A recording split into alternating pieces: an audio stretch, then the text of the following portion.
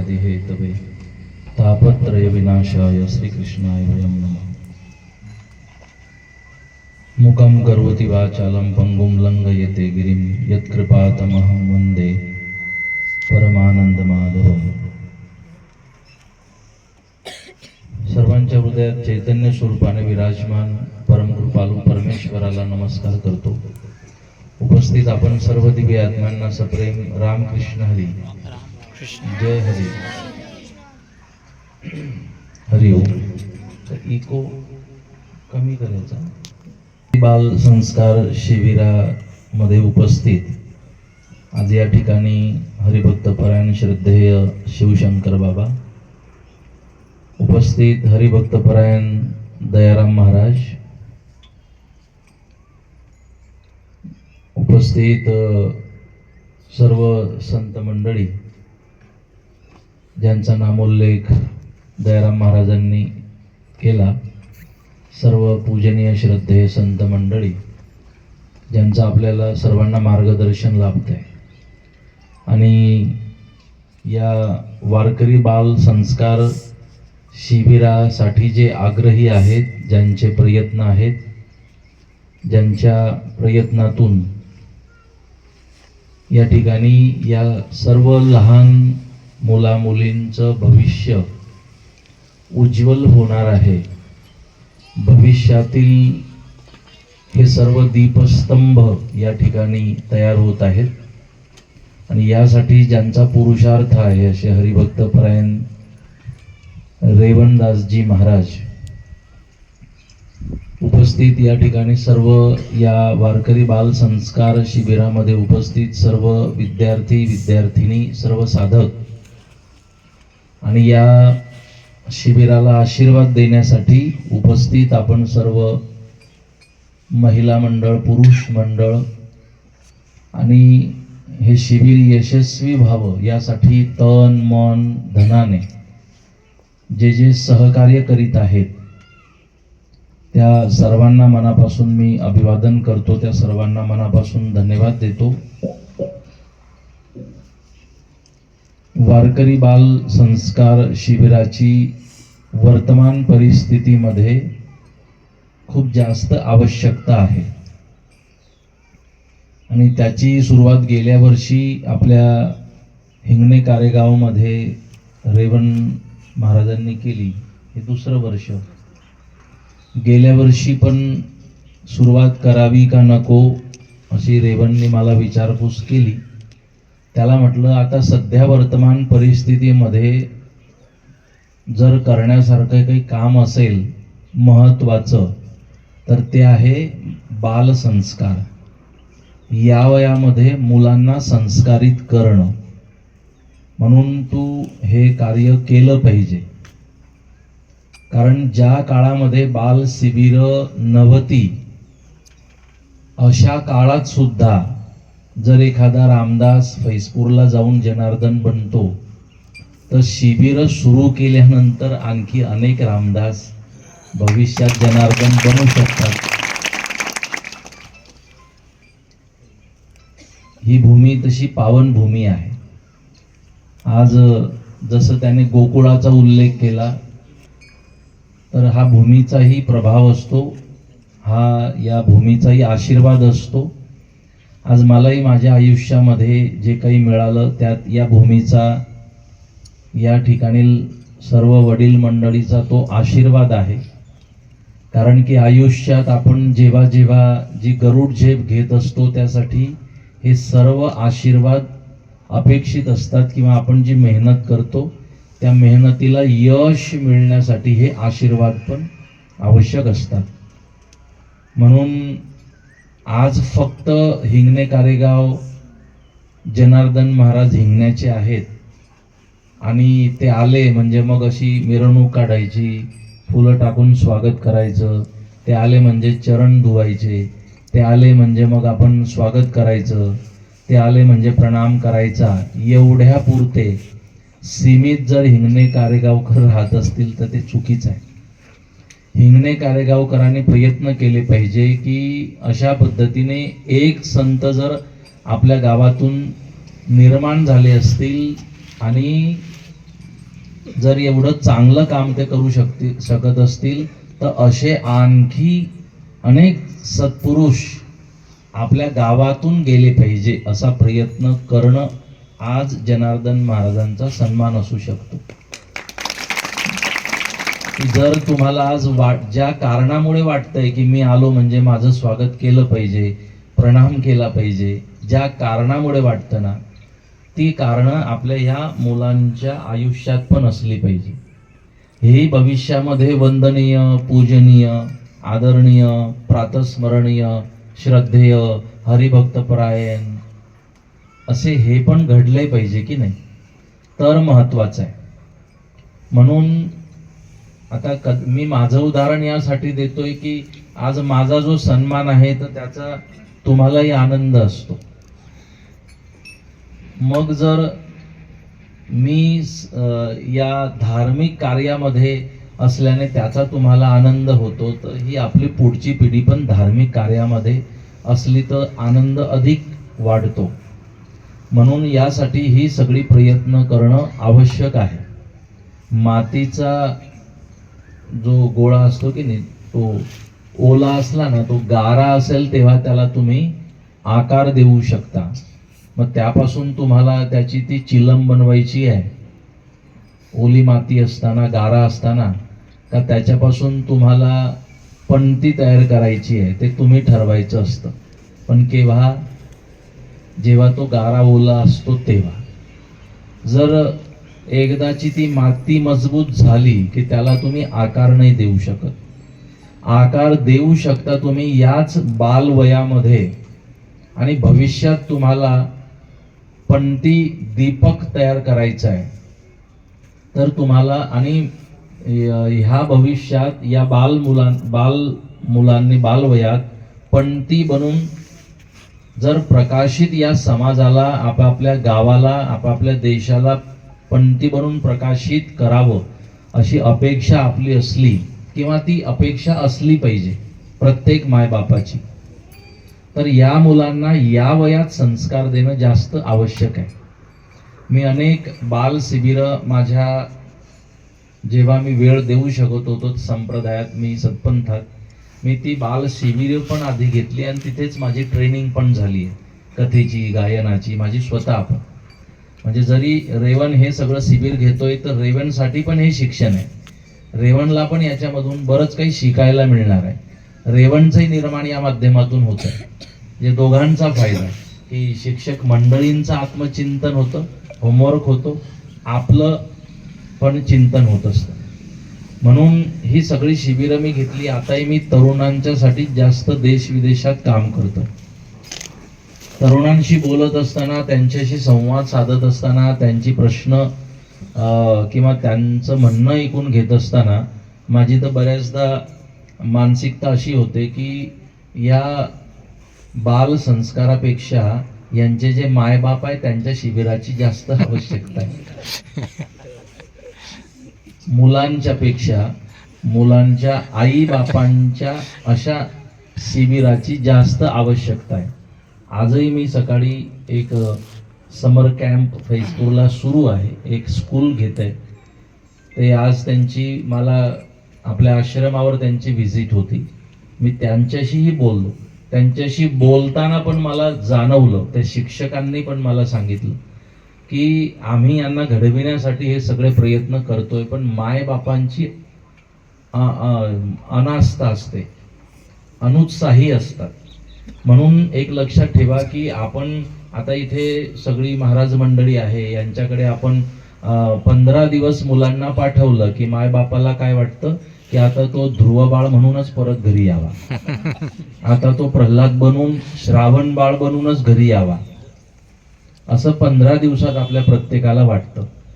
पण 15 दिवसात होऊ पण शकतं, परंतु तो इथे जेवढे तास आहे त्याच्यापेक्षा जास्त तास घरी असतो. आणि तुम्हाला सांगू का की या मुलांसाठी खरं संस्कार शिबिर जे आहे, जिथून यांना संस्कार मिळाले पाहिजे, ते आपलं घरच आहे. घरातून या सगळ्या संस्काराला सुरुवात केली पाहिजे. मला असं वाटतं, एकाला मी विचारलं की तुझी प्रॉपर्टी काय, त्याने मला शेती सांगितली, बँक बॅलन्स सांगितला, मग घराचं व्हॅल्युएशन किती आहे ते सांगितलं, मग घरामध्ये सोनं किती, चांदी किती, ते मला असं सगळं सांगितलं की माझी अशी अशी एवढी एवढी प्रॉपर्टी आहे. मी म्हटलं एवढीच प्रॉपर्टी आहे? म्हणे हो, बस एवढीच आहे. पण चुकूनही त्याने ती प्रॉपर्टी सांगत असताना मुलांचं वर्णन केलं नाही. म्हणजे सांगायचा मुद्दा काय की आपल्याला शेती प्रॉपर्टी वाटते, आपली मिळकत, कमाई. आपली कमाई काय? शेती. आपली कमाई पैसे बँकेत किती आहे, आपली कमाई माझ्याकडे दागिने किती आहे, बरोबर, आपल्याला ती कमाई वाटते. पण माझ्या मते आपली ही कमाई नसते. आपली काही कमाई असली पाहिजे ना, ती आपली मुलं असली पाहिजे. आपण सर्वात जास्त जर इम्पॉर्टन्स, सर्वात जास्त महत्व जर कोणाला दिलं पाहिजे तर ते आपल्या पुढच्या पिढीला, आपल्या या मुलांना दिलं पाहिजे, आपल्या संततीला महत्व दिलं पाहिजे, त्यांच्याशी बोललं पाहिजे, त्यांच्याशी संवाद साधला पाहिजे. आणि त्यातून ते चांगलं चरित्र त्यांचं कसं निर्माण होईल हे प्रत्येक माय बापाचं कर्तव्य असतं. म्हणून आम्ही घरून जी काही आम्हाला प्रयत्न करता येतील ती प्रयत्न आम्ही करावी. नाही तर अशा वेळी जेव्हा जेव्हा या सुट्ट्यांच्या मध्ये अशी बाल शिबिरं आयोजित केली जातात, त्या बाल शिबिरामध्ये आपल्या मुलांना पाठविण्यासाठी आपण प्रयत्न केले पाहिजे. म्हणून आपल्याला जर या पुढच्या पिढीचं निर्माण करायचं आहे, जर आपल्याला वाटतं की म्हातारपणात ज्यांना मी जन्म दिलाय, ज्यांच्या नावे शेती करून दिली, ज्यांच्या नावे मी प्रॉपर्टी करून दिली, घर करून दिलं, जे माझे वारस आहे, मी आयुष्यभर मेहनत केली आणि मेहनत करून आयुष्यभरात सगळं जे कमवलं ते मुलाच्या नावावर करून जातोय, आणि त्यांनी फक्त म्हातार वयात तहान लागली तर मला पाणी पाजावं, भूक लागली तर मला भोजन करवावं, असं ज्यांना वाटतं त्यांनी या गोष्टीकडे मी बोलतोय तिकडे जास्त लक्ष दिलं पाहिजे. परवाचं मी आपल्या आश्रमाचंच बोलतो. परवा माझ्याकडे ज्यांचं वय वर्ष आता 60-62 वय वर्ष आहे, असे पती पत्नी माझ्याकडे आलेत. आणि आम्ही तुमच्या शरण आलोय, आम्ही इथून आता परत जाणार नाही. म्हटलं कारण काय? आमच्या मुलांनी शेती गोड बोलून नावावर करून घेतली, सगळं आमचं जे काही दागदागिने नावावर करून घेतले, आता आमच्याकडे 0 पैसे आहे. आणि सुनेने आणि मुलाने सांगितलं की तुम्ही आता तुमची व्यवस्था करा, घरी तुम्ही राहायचं नाही. आणि आम्हाला तिथे आता राहायचं पण नाही, वेगळं पण राहायचं नाही, आम्ही कमवायला तयार आहोत, पण इथे आम्ही आता आश्रमातच राहू. म्हटलं तुम्ही आता तुमचं मेहनतीचं वय नाही, मी तुम्हाला कशी कामं सांगू. त्यांनी सांगितलं शेतापासून सगळी कामं करायची आमची तयारी आहे, पण आता आम्हाला इथे आश्रमात थांबायचंय. परवाचा विषय. आणि मुलांनी सगळं या पद्धतीने सगळं नावे करून गोड बोलून आता त्यांना घराच्या बाहेर काढलंय. मला सांगा, आयुष्यभर आता ते माझ्याकडे साफसफाई, झाडपूस करणं, रूम साफ करणं, ही पण तयारी करायची त्यांची आता तयारी, हे पण काम करायची तयारी, काहीही करायची तयारी. पण आम्हाला आता उतार वयामध्ये आता मला आनंद हवाय वगैरे, मनशांती हवी. तर त्यांना मी परवापासूनच आपल्या आश्रमावर ठेवलं. आता ते गोशाळेचं आणि सगळं काम ते दोघं पती पत्नी, निंदणीचं काम आहे का काय काम आहे ते सगळं ते करतायत. तिथे एक रूम आपण त्यांना दिली. त्या उदाहरणावरून मी बोलतोय की आयुष्यभर आपण या मुलांसाठी एवढी काबाड कष्ट आपण करतोय, हे सगळं करतोय, पण आपण त्यांना, तुम्ही बघा, मी त्यांच्याशी पण बोललो, ते तुमच्याशी बोलतोय, त्या माय बापाशी, की तुम्ही पोराला दागिने दिले, पोराला शेत दिलं, पोराला घर दिलं, पण संस्कार नाही ना दिले. आज त्याची किंमत तुम्हाला चुकवावी लागते. तुम्ही मुलांना 2 पैसे कमी दिले, घर छोटस दिलं, मातीचं घर दिलं, चालेल, तुम्ही हे कमी दिलं ना चालेल, मुलाचं कल्याण होईल जर फक्त तुम्ही संस्कार दिले. पण तुम्ही संस्कार द्यायचं विसरले आणि तुम्ही मुलाला सगळं काही दिलं, दुनियेची तुम्ही मिळकत सगळी दिली, तुम्ही काहीच दिलं नाही मुलांना. तुम्ही धर्म द्यायला विसरलात, तुम्ही संस्कार द्यायला विसरलात, तर तुम्ही मुलांना काही नाही दिलं. तुम्ही संस्कार द्या, बाकीची मिळकत कमी द्या, तो कमावून घेईल आयुष्यामध्ये. पण तुमची कितीही मिळकत तुम्ही दिली, संस्कार नाही दिले तो तुम्हालाही विकेन, सगळी प्रॉपर्टी पण विकेन आणि सगळं बर्बाद करेन. म्हणून मुलांना आवश्यक आहे या वयामध्ये त्यांना संस्कार देणं. मला नाही आठवत की या वयात मुकम करोती श्लोक मी बोलत होतो. मला नाही वाटत की या वयामध्ये मी पण श्रीमद भगवद्गीतेचा 15वा अध्याय म्हणत होतो. मला नाही आठवत की या पोरांनी या वयामध्ये जे श्लोक सांगितली ती श्लोक म्हटली. मला येत नव्हतं. म्हणून या वयामध्ये जर यांना हे सगळे श्लोक दिले, यांना आपण आपल्या या संस्काराशी जोडलं, या चांगल्या गोष्टीशी जोडलं ना, तर यांचं आयुष्य उज्ज्वल होऊ शकतं. आता 15 दिवसांचा जर हिशोब तुम्हाला दिला तर या 15 दिवसांच्या मध्ये निदान हे मोबाईल पासून दूर राहिले, टीव्ही पासून दूर राहिले, वेगवेगळ्या चर्चेपासून दूर राहिले, इथे काहीतरी 15 दिवसात त्यांना चांगलं मिळतंय. तर आपण अशी प्रयत्न केली पाहिजे. ही माय बापाची सर्वांची जबाबदारी आहे की त्यांनी प्रायोरिटीने, त्यांनी महत्त्व देऊन मुलांना अशा शिबिरांमध्ये पाठवलं पाहिजे. मी इथे जी मुलं उपस्थित आहे, मुलं मुली, या सर्वांच्या माय बापाला पण धन्यवाद देतो, प्रणाम करतो की त्यांना वाटतंय की मला तुम्ही सांगा, मी हिंगण्यातून गेलो, मी मोठा सायंटिस्ट झालो असतो, डॉक्टर झालो असतो, खूप मोठं वेगळ्या क्षेत्रात नाव कमावलं असतं, तरी मला असं काही फुलं टाकून हिंगण्याने काही स्वागत केलं नसतं. पण मी धार्मिक क्षेत्रात गेल्याचा परिणाम आहे की मला तुम्ही प्रत्येक वेळी असं स्वागत करीता. म्हणजे महत्व धर्माला तुम्ही पण देतात ना. मी जर वेगळा आणखी काही डॉक्टर इंजिनियर झालो असतो, असं नसतं मला तुम्ही स्वागत केलं. परंतु धार्मिक क्षेत्रात मी असल्यामुळे तुम्ही हे सगळं सन्मान आणि स्वागत माझं करीत आहात. आपण म्हणून या धर्माला महत्व आहे, या संस्काराला महत्व आहे. जशी इंजिनिअरिंग कॉलेज आहेत की नाही, इंजिनिअरिंग कॉलेज या देशाला इंजिनियर देतात, मेडिकल कॉलेज डॉक्टर देतात, सायन्स कॉलेज सायंटिस्ट देतात. तसं ही जी शिबिरं आहे देशाला माणूस द्यायचं काम करतात. नाही तर या देशात फक्त डॉक्टर, इंजिनियर, सायंटिस्ट असले ना, माणूसच नसेल तर जगणं मुश्किल आहे. आज बांगलादेशच्या राष्ट्रपतीला पण वाटतं की मी भारतातच जाऊन सुरक्षित राहू शकते, त्याला कारण या भारतामध्ये माणुसकी अजूनही आहे. या भारतातली माणुसकी अजूनही जागृत आहे की बांगलादेश मधल्या राष्ट्रपतीला वाटतं मी पाकिस्तानात पण सुरक्षित नाही, इस्लामिक देशात, पण मी या हिंदू राष्ट्रामध्ये सुरक्षित राहू शकते. कारण या देशात परमार्थ आहे, या देशाची धर्मावर श्रद्धा आहे, या देशामध्ये संस्कार अजूनही आहे. म्हणून आपल्या देशाचं एक वेगळं वैभव आहे, लक्षात ठेवा. आणि म्हणून या वयामध्ये ही संस्कार मुलांना दिली पाहिजे. एक दृष्टांत देऊन मी थांबतो, मुलांसाठी बोलतोय, त्यांनी तो कायम लक्षात ठेवावा म्हणून.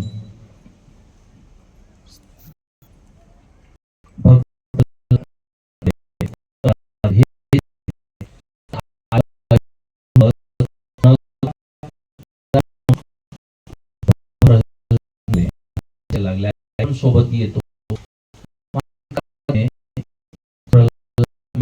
घेतलं ते गावात निघाले.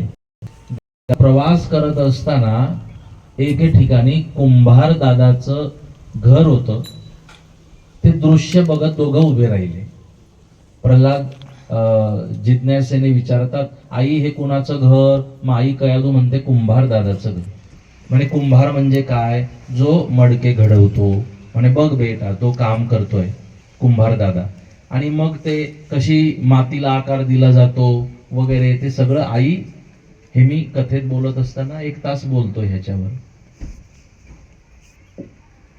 की आई कशी असली पाहिजे. की आई समजावून सांगत असते की बेटा बघ, ती माती ओली आहे, मग त्याला आता माठाचा आकार दिला जातो. मग बघ, त्याला आकार देण्यासाठी त्या कुंभार दादाला मारावं पण लागतं, तो लाकडाच्या पाटीने मारतो पण, आणि ती माती सहन करते बरं तो मार, आणि त्यामुळे तिला आकार प्राप्त होतो आणि ती उपयुक्त बनते. ती एखादं पाणी साठवण्यासाठी, थंडगार पाणी एखाद्याची तृषा शांत करण्यासाठी तो माठ उपयोगात येतो. असं ते आई बोलते प्रल्हादाशी की बट तो कुंभार दादा आहे, तो असं असं करतो. तेवढ्यात झालं काय, त्याने जे माठ तयार केले होते ना, ते माठ त्याने ते भाजायला म्हणून त्या आव्यामध्ये टाकले, अग्नी प्रज्वलित केला, मोठा अग्नी प्रज्वलित झाला. आता ते माठ भाजले जात आहेत. आई बोलते की बघ आता माठ तयार झाला, आता आव्यामध्ये टाकून आता ते पक्के बनतील माठ, तेव्हा उपयोगात येतील. म्हणून एखाद्या माठाला उपयुक्त बनण्यासाठी, उपयोगी बनण्यासाठी अग्निपरीक्षा पण बेटा द्यावी लागते वगैरे. झालं काय, आई बोलत असताना तेवढ्यात त्या ठिकाणी एक मांजर आली आणि ती मांजर त्या अग्नीत उडी घ्यायची तयारी करत होती, मोठ्याने ओरडत होती. कुंभार धावत पळत बाहेर आला आणि कुंभाराने बघितलं की ही मांजर अशी का म्हणून ओरडते, अग्नीत प्रवेश करू की काय असा प्रयत्न करते. हे चित्र कोण बघतंय? प्रल्हाद. आणि प्रल्हादाची आई कोण? माता कयाधू. ते दोघं हे बघताय. कुंभार दादा बाहेर आला आणि कुंभाराच्या लक्षात आलं की ज्या अर्थी मांजर ओरडते आहे त्या अर्थी या मांजरीने कदाचित एखाद्या माठात तिची पिलं ठेवलेली असतील आणि मी न बघता आवा पेटवून दिला. बहुतेक या मांजरीची पिलं त्या माठात असतील आणि त्या माठात आता ते जळून मरतील, पाप होईल. बघा ते मांजर किती ओरडते आहे आणि किती धावपळ करते आहे. तर ह्या कुंभाराने दोघं हात जोडले आणि दोघं हात जोडून कुंभार दादा देवाला प्रार्थना करायला लागला की देवा, अनावधानाने माझ्या हातून हे घडलंय, पण बघ त्या मांजरीची पिलं मरायला नको, ती जिवंत राहिली पाहिजे, नुकसान होता कामा नये, माझी तुला प्रार्थना आहे. त्याने नामस्मरण सुरू केलं, नारायण नारायण, देवाचा धावा सुरू केला. आश्चर्य काय झालं, थोड्या वेळात तो अग्नी विझला. हे सगळं कोण बघतंय? हे सगळं कोण बघतंय? भक्त प्रल्हाद आणि माता कयाधू दोघं ते बघतायत. तो अग्नी विझला. पटकन त्या कुंभाराने जाऊन एक एक एक एक माठ बाजूला करायला सुरुवात केली. बरोबर एक माठ हाती आला, त्या माठामध्ये त्या मांजरीची पिलं होती. आश्चर्य काय, तो माठ बाहेर काढला, ती मांजरीची पिलं जिवंतच होती. तशीच त्याने ती जिवंत ती पिलं बाहेर काढली आणि मांजर त्या सगळ्या पिलांसोबत तिथून निघून गेली. तो देवाला प्रार्थना करतो, धन्यवाद देतो की देवा, एवढ्या अग्नीत ही सगळी पिलं होती, माठ अग्नीत मी भाजायला टाकला होता, पण तरी ही पिलं वाचली, देवा तुला धन्यवाद. हे सगळं बघत होती आई कयाधू आणि प्रल्हाद. प्रल्हाद म्हणतात, आई एवढ्या अग्नीत तो माठ होता तरी ती पिलं जिवंत कशी राहिली? तेव्हा आई कयाधू म्हणते, बेटा प्रल्हाद, हा नामस्मरणाचा परिणाम आहे, हा देवाचा धावा करण्याचा परिणाम आहे. बेटा, जेव्हा असं आपण संकटात असतो आणि हृदयापासून श्रद्धेने भावाने जर देवाचा धावा केला ना, तर देव आपला धावा ऐकतो, तो हाकेला धावून येतो, मदत करतो. बघ, धावा केला त्या कुंभार दादाने, ती पिलं वाचली की नाही अग्नीपासून? हा परिणाम आहे. म्हणजे आई कयाधूने बालवयात त्या प्रल्हादाला हा दृष्टांत दाखवला, हे शिक्षण दिलं की बघ, आपण संकटात असलो की देवाचा धावा करायचा, देव धावत येतो. उदाहरण दिलं. आयुष्यात प्रल्हाद कधीच हे विसरले नाही. लहान वयात जो आईने संदेश दिला, आईने जो संस्कार दिला, आईने देवाशी जोडलं प्रल्हादाला, आईने देवाच्या भक्तीशी जोडलं आणि त्याचे परिणाम काय, भविष्यात त्याला उंच कड्यावरून फेकलं तरी प्रल्हाद वाचले, देवाने वाचवलं. त्याला समुद्रात फेकलं तरी देवाने वाचवलं, तापत्या तेलात उभं केलं तरी देवाने वाचवलं, विष प्यायला दिलं कयाधूच्या हातून तरी प्रल्हाद वाचले. होलिकेच्या मांडीवर बसून अग्नीत जाळायचा प्रयत्न केला, होळिका जळाली, पण प्रल्हाद मात्र जशाच्या तसे जिवंत राहिले.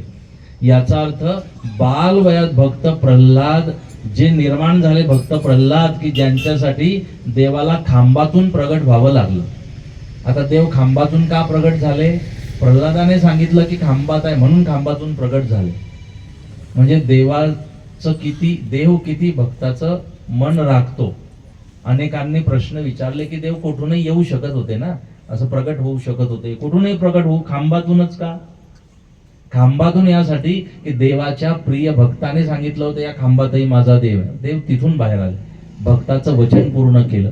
म्हणून भक्त प्रल्हाद जे निर्माण झाले एवढे मोठे, त्याचं कारण काय? आईने लहानपणी दिलेले संस्कार. म्हणून एखाद्या लहान वयात बाळानं काही विचारलं ना, त्याच्या रागवायचं नाही, त्याला समर्पित उत्तर द्यायचं. आता आपल्याला माहित नसलं की आपण मुद्दामून संताप करतो, पण त्याला सांगायचं बेटा उद्या बोलतो. म्हणून मुलांना तुम्ही जसं घडवाल ना, आणि पहिलं मुलांना घडवावं लागत नाही. मुलं अनुकरण प्रिय असतात, ते आपल्याकडे बघून जगतात. आपण थोडं मुलांच्या समोर, कमीत कमी मुलांच्या समोर तरी आम्ही चांगलं वागलं पाहिजे, ते आपल्याकडे बघून जगतात. म्हणून आपण जसं जगतो ना, आपण जर मंदिराच्या ओट्यावर आपण संध्याकाळी आरतीच्या वेळेपर्यंत बसलोय आणि आता लक्षात आलं की आता आरतीची तयारी होत आहे, मग आपण म्हणतो चला आता घरी गेलं पाहिजे. आणि आपण आरतीच्या वेळेपर्यंत मंदिराच्या ओट्यावर, आपण आरतीची वेळ झाली की घरी जातो आणि घरी जाऊन मुलांना म्हणतो आरतीला जा रे. असं नाही होत. आधी केले मग सांगितले. एखाद्याला गुळ खायचं कमी करायचं आहे ना, आपल्या वाणीचा प्रभाव त्याच्यावर झाला असं ज्याला वाटतं, त्याने आधी ते संतुलन करायचं असतं. आधी गुळ कमी खायचं बंद करायचं असतं. म्हणून अनेक मुलांना आम्ही सांगितलं की बेटा आई वडील, मातृदेवो भव पितृदेवो भव, आई वडिलांचा प्रणाम करावा, सकाळी प्रणाम करावा, संध्याकाळी प्रणाम करावा. तर मुलं मला सांगायला येतात, महाराज संध्याकाळी बाबांचा प्रणाम करायचा असतो, पण बाबाच कुठे ठिकाणावर असतात. बाबांचा प्रणाम करण्यासाठी बाबांना उभंही राहता येत नाही संध्याकाळच्या वेळी, आम्ही कसा प्रणाम करणार? त्यांच्या पण समस्या योग्य आहे. म्हणून तुमची मिळकत काय असेल ना आयुष्यात, तुमची कमाई, ती तुमची पुढची पिढी असते, लक्षात ठेवा. निदान पोराने आपल्याला बापाला बाप म्हटलं पाहिजे, आईला श्रद्धेने आई म्हटलं पाहिजे. हे संस्कार आपल्याला त्यांना द्यायचे आहेत. नाही ते अशी पण मुलं आहेत, मी तुम्हाला उदाहरण दिलं माझ्या आश्रमातलं, की मुलांनी सगळं करून घेतलं, आता ते माझ्याकडे झाडपूस करायला का तुम्ही सांगाल ती सेवा करायला आम्ही तयार आहे. आणि चांगल्या घरातली दोघं ते पती पत्नी आहेत. तर अशी वेळ येते, म्हणून वेळेवर आपण सगळ्यांनी काळजी घ्या. हा जो प्रयत्न हरिभक्त परायण रेवण महाराज या ठिकाणी करतायत, हे खूप चांगली प्रयत्न आहे. मी सर्व महाराज मंडळाला पण धन्यवाद देतो. एक इथे हरिभक्त परायण FM दयाराम महाराज आहेतच. जसे एकदाची ती कॅसेट सुरू झाली की ती स्टॉपचं बटन दाबेपर्यंत ती कॅसेट सुरू असते, तसं त्यांचं काम आहे. म्हणजे एवढे अभंग निरंतर त्यांचे पाठ, म्हणजे पाठांतर त्यांचं चांगलं आहे. इथे सगळे पारंगत असलेली सगळी मंडळी, बाबांची ज्ञानेश्वरी गाथा तोंडी पाठ. हे काही सोपं साधं तप नाहीये, लक्षात ठेवा. जे महाराष्ट्रामध्ये आज शिवशंकर बाबांचं नाव आहे, मी संत समाजात राहतो, ते किती मोठं नाव आहे आणि त्यांचं तप किती मोठं आहे मला कळू शकतं, मला माहिती आहे. पण एवढ्या सहजतेने इथे तुमच्यामध्ये परीक्षक म्हणून येणं, इथे सगळ्या महाराज मंडळींनी एवढ्या उन्हात इथे सगळे अनेक, आता महाराजांचे अनेक कार्यक्रम असतील पाकिटावाले, परंतु ते सगळं त्यागून सोडून आता ते हिंगण्याचे प्रतिनिधी म्हणून फैजपूरला कायम येतात. कारण लहान मोठा सगळा कार्यक्रम त्यांच्या उपस्थितीमध्ये फैजपूरला असतो. ते पोहोचतात बरोबर, 1 दिवस, अर्धा दिवस, 2 दिवस, पण पोहोचतात. आणि आले म्हणजे त्यांची तीच सेवा. मी बसलोय म्हणजे त्यांनी माईक घ्यायचा आणि अखंड त्यांनी अभंग सुरू करायचे प्रासंगिक, ही त्यांची सेवा असते. म्हणून ही सगळी महाराज मंडळी पण आपल्याला वेळ देत आहेत. इथे 15 दिवस आपल्यासाठी सगळे थांबून प्रयत्न करतायत. तर आपल्यासाठी चांगल्या अनेक ठिकाणी शिबिरं होत नाही, झाली महाराज मंडळी मिळत नाही वगैरे, अशा अनेक अडचणी असतात. पण इथे मला वाटतं उन्हाळ्याचे दिवस आहे, मुलांना थोड्या आणखी व्यवस्थित मिळाल्या पाहिजे, की उन्हापासून त्यांचं संरक्षण होईल. त्यांना व्यवस्थित थोडी साऊंडची व्यवस्था उत्तम असली तर आणखी त्यांना गायला, कीर्तनाला, हरिपाठाला त्याला थोडा आणखी अधिक आनंद येईल. आणि इथे ही शिबिरं झाली पाहिजे आणि या वयात या परिसरातील मुलांना हे संस्कार मिळाले पाहिजे, ही जबाबदारी माझी पण आहे. आणि मी सुद्धा पुढच्या वर्षापासून जास्तीचं लक्ष या शिबिराकडे देईन. ती माझी पण जबाबदारी आहे. तुम्हाला जिथे जिथे माझी आवश्यकता आहे तिथे तिथे या बाल संस्कार शिबिरासाठी मी तयार आहे. कारण हे खूप मोठं काम आहे. हे उद्याचं भविष्य आहे, ही सगळी मुलं, आणि हे खूप मोठं काम आहे. आपण ही पेरणी करून ठेवतोय, ही तुमची मुलांना संस्कार आपण देतोय ना, ही इन्व्हेस्टमेंट आहे आपली. भविष्यात हे खूप याचं फळ आपल्याला आपल्या परिसरामध्ये मिळणार आहे. म्हणून मी सगळी महाराज मंडळी इथे जी मार्गदर्शन करताय, ज्यांनी ज्यांनी सहकार्य या शिबिराला गेल्या वर्षी केलं, यावर्षी केलंय, जे करत आहे, त्या सर्वांना धन्यवाद देतो. हे खूप मोठं काम आहे. याकडे गांभीर्याने आपण सगळ्यांनी लक्ष द्या. बाल शिबिराचा विषय असल्यामुळे आज मी इथे उपस्थित आहे. म्हटलं खामगावला एका कार्यक्रमाला मी थोडा वेळ थांबतो, इथे शिबिराला भेट देतो आणि मला पुढचा प्रवास पण आहे. मी पुढचे 2 महिने इकडे नसल्यामुळे ह्या एका महिन्यामध्ये माझी थोडी संस्थेचे कार्यक्रम, संस्थेचे उत्सव आणि बाकी हे सगळे कार्यक्रम, म्हणून मला थोडी धावपळ आहे. परंतु बाल शिबिराचा हा विषय असल्यामुळे मी टाळू शकलो नाही. आज या ठिकाणी उपस्थित आहे कारण हे महत्त्वाचं काम आहे. आपण सगळ्यांनी मिळून या सगळ्या कार्याच्या पाठीशी उभं राहायचं आहे. आणि आपण मुलं 100च्या वर इथे उपस्थित आहे आणि श्रद्धेने माय बापानी या 100 मुलांना इथे विश्वासाने पाठवलंय, तर तेवढीच जबाबदारी रेवणची पण वाढते. रेवणची पण जबाबदारी वाढते, सगळ्या महाराज मंडळींची पण जबाबदारी वाढते की तेवढ्याच जबाबदारीने त्यांनी या मुलांना घडविण्यासाठी प्रयत्न करणं, या मुलांच्याकडे लक्ष देणं, या सगळ्यांची ती जबाबदारी पण आहे. मी शिक्षक मंडळीकडून पण महाराज मंडळीकडून पण अपेक्षा व्यक्त करतो की ते पूर्ण प्रयत्न करतील.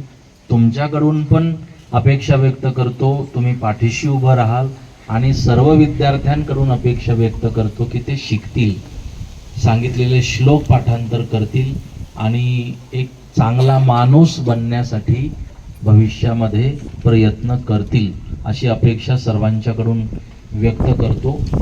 शुभेच्छा देतो या संपूर्ण शिबिराला आणि थांबतो.